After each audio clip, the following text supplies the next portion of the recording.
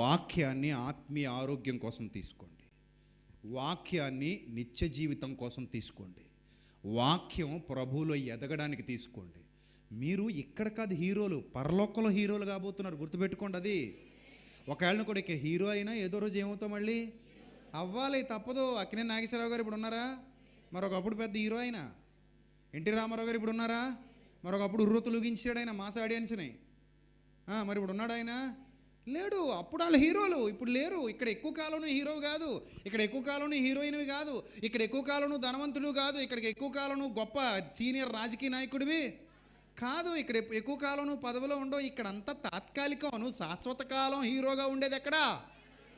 నేనును నా తండ్రితో కూడా ఉంటాను, నా తండ్రితో కూడా రాజ్యము చేస్తాను, నా తండ్రితో కూడా సింహాసనం మీద కూర్చుంటాను, అక్కడ యుగ యుగములు ఏలతాను, యుగ యుగములు ఏలతాను అక్కడ.